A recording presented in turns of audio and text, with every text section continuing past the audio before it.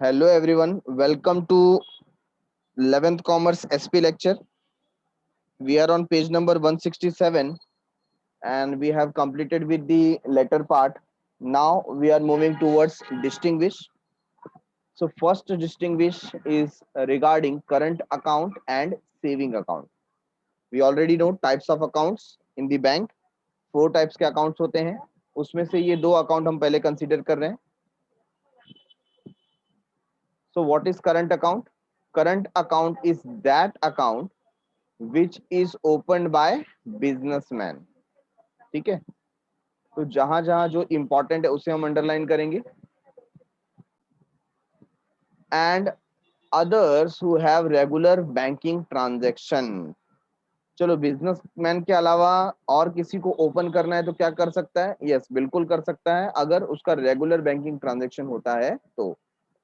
But more emphasis is given on businessman. ठीक है. Saving account क्या है? Open by individuals in order to save a part of their income. तो individuals के द्वारा ये अकाउंट ओपन किया जाता है. विड्रॉल, डिपॉजिटर और customer can withdraw money from bank by cheque. अगर आपको विड्रॉ करना है तो चेक के थ्रू विड्रॉ कर सकते हो.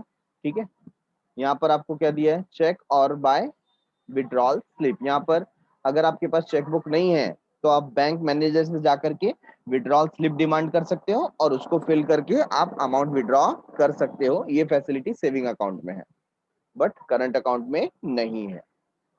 Facilities: the bank give a passbook, chequebook, statement of account and pay in slip book to the current account holder.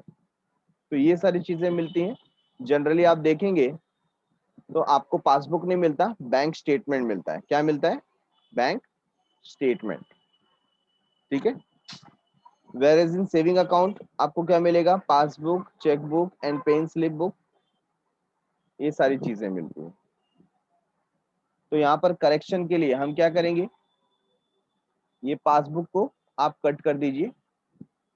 Passbook लिखना नहीं है. करंट अकाउंट होल्डर को पासबुक नहीं मिलता. क्या मिलता है? Chequebook, statement of account and pay in slip book.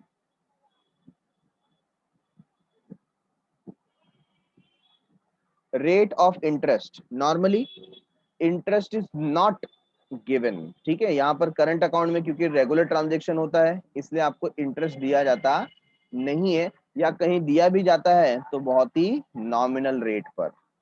ठीक है.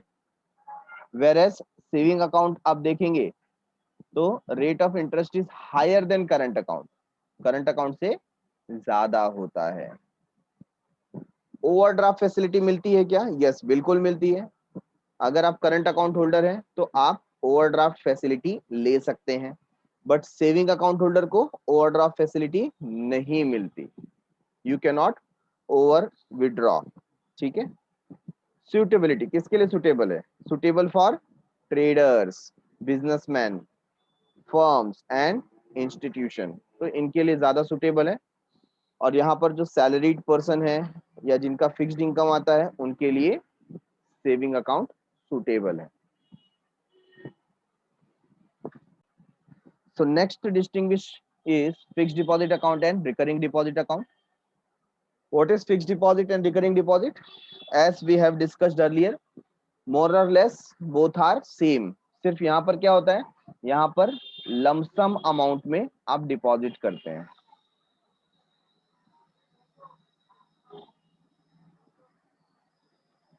एंड हियर एक फिक्स्ड इंस्टॉलमेंट आपका जाता है. In the sense we can say आप एवरी मंथ रेगुलर बेसिस पे फिक्स्ड अमाउंट डिपॉजिट करते हैं. तो मैं इसको बोल सकता हूं इन instalment.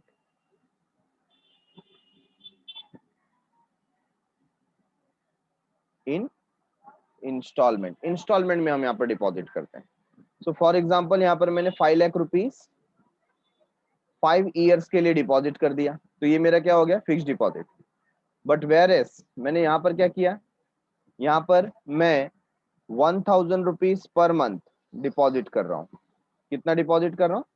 1000 rupees per month for 5 years. ठीक है. तो यहाँ पर जो मैं per month fixed amount deposit कर रहा हूँ, इसको हम लोग क्या बोलते हैं? Recurring deposit account. तो आइए लर्न करते हैं इसके बीच में distinguish. Fixed deposit account is that account where a fixed sum of money is deposited for a fixed period. तो फिक्स्ड सम है या लमसम अमाउंट आप डिपॉजिट कर रहे हो फिक्स्ड पीरियड के लिए। Recurring deposit account is that account where depositor can regularly deposit fixed amount for a specific period. तो यहाँ पर आपको regularly fixed amount fixed period के लिए डिपॉजिट करना पड़ता है। अच्छा, क्या विड्रॉ कर सकते हैं? कस्टमर और depositor can not withdraw during the period of fixed deposit. आप इस अंतराल में, जैसे 5 इयर्स का एग्जांपल मैंने दिया, आप इसमें से अमाउंट विड्रॉ कर सकते नहीं है। If withdrawn earlier, rate of interest will be less than applicable. अगर आपने ये अमाउंट विड्रॉ कर लिया समय खत्म होने के पहले, जो स्टिपुलेटेड पीरियड आपने दिया था उसके पहले अगर आप ये अमाउंट को ब्रेक करके निकाल लेते हो, तो जो इंटरेस्ट का वादा आपसे किया गया था वो आपको नहीं दिया जाएगा या कम दिया जाएगा।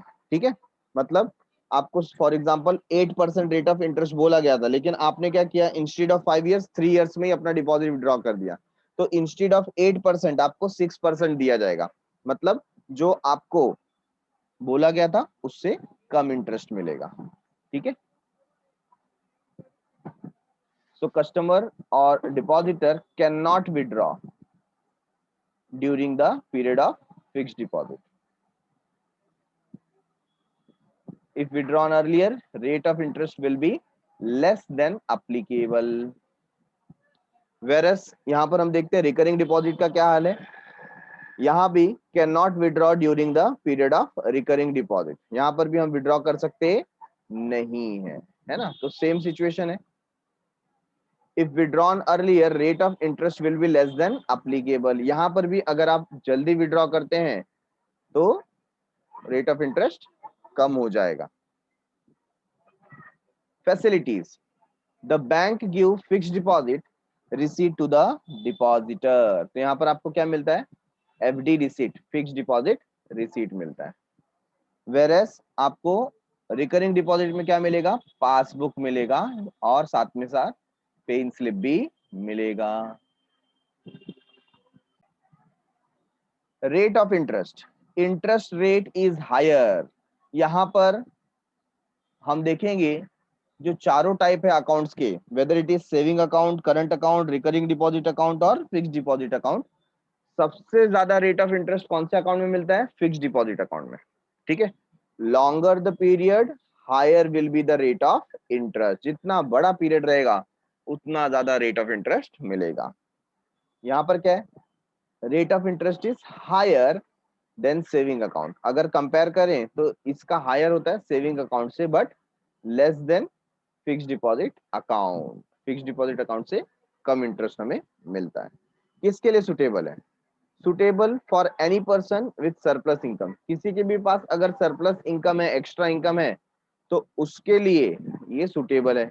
भाई जिसके पास लमसम में पैसा होगा वही डिपॉजिट कर पाएगा, और जिसके पास लमसम में अमाउंट नहीं है वो इंस्टॉलमेंट में डिपॉजिट कर सकता है। तो suitable for fixed income group, तो ऐसे लोगों के लिए जिनका इनकम फिक्स्ड होता है, मतलब एक फिक्स्ड इनकम आता है, उसके हिसाब से वो थोड़ा थोड़ा डिपॉजिट कर सकते हैं।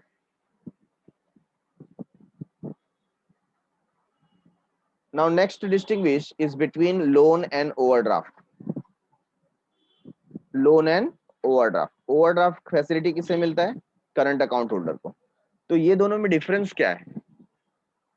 मीनिंग देखते हैं सबसे पहले। It is an arrangement under which certain amount is advanced for a certain fixed period. तो ये क्या है? एक अरेंजमेंट है जहां पर कुछ अमाउंट आप क्या लेते हैं? लोन लेते हैं एक फिक्स्ड पीरियड के लिए, एक टाइप का एडवांस। ओवरड्राफ्ट क्या है? It is an arrangement under which current account holders is allowed to overdraw in excess of the balance from the current account. ये स्पेसिफिकली करंट अकाउंट होल्डर को ही facility मिलती है, जबकि लोन जो है वो कोई भी ले सकता है। ठीक है ना। लोन लेने में करंट अकाउंट होना कंपलसरी नहीं है, बट ओवरड्राफ्ट का फैसिलिटी लेने के लिए आपका करंट अकाउंट का होना जरूरी है। Eligibility, any account holder that is current account, saving account, fixed deposit और recurring deposit account holder can take loan। कोई भी अकाउंट होल्डर लोन ले सकता है।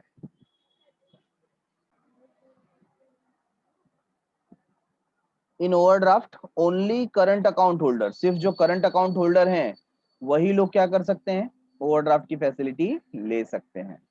ड्यूरेशन क्या होगा, it is for long period. Loan depend करता है आपके ऊपर, आप शॉर्ट टर्म ले सकते हो, मीडियम टर्म लोन ले सकते हो, या लॉन्ग टर्म के लिए भी लोन ले सकते हो, even for 10 to 20 years, 30 years। But जब हम ओवरड्राफ्ट की बात करते हैं तो ये स्पेसिफिकली शॉर्ट पीरियड के लिए होता है और इसका 3 months का पीरियड फिक्स होता है। ठीक है ना, अगर आपने 3 months में पेमेंट नहीं किया तो आपको उस पे इंटरेस्ट देना पड़ेगा। तो 3 months का ये पीरियड होता है, वेरएस लोन जो है वो कोई भी पीरियड के लिए हो सकता है। पर्पस, पर्पस क्या है लोन लेने का, जनरली जो लॉन्ग टर्म रिक्वायरमेंट्स होती है ना, जैसे असेट परचेस करना है बिजनेस के लिए, तो ऐसे लॉन्ग टर्म नेचर के लिए हम लोन लेते हैं। वेरएस जो ओवरड्राफ्ट फैसिलिटी है वो हम वर्किंग कैपिटल मैनेजमेंट के लिए ले सकते हैं। तो शॉर्ट टर्म नीड्स को सेटिस्फाई करने के लिए हम क्या लेते हैं, ओवरड्राफ्ट फैसिलिटी। रीपेमेंट कैसे करना है, amount of loan with interest is to be repaid in instalment. Instalment में हमें इसका प्रिंसिपल अमाउंट प्लस इंटरेस्ट ये चुकाना पड़ता है, या तो आप लमसम में देना चाहते हो तो लमसम में भी दे सकते हो ड्यू डेट के ऊपर।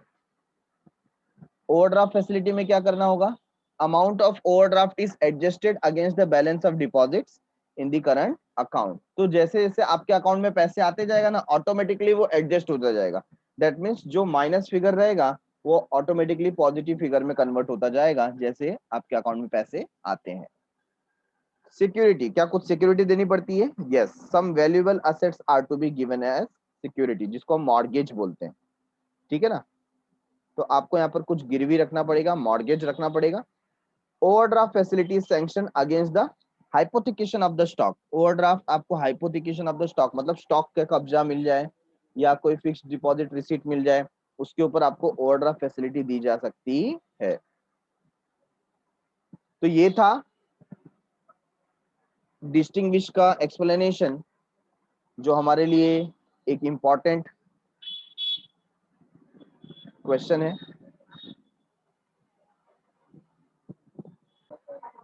So done for the day, thanks a lot for watching. मिलते हैं अगले एपिसोड में विथ नेक्स्ट चैप्टर। तब तक के लिए बाय बाय, शुक्रिया, शबा खैर, सायोनारा।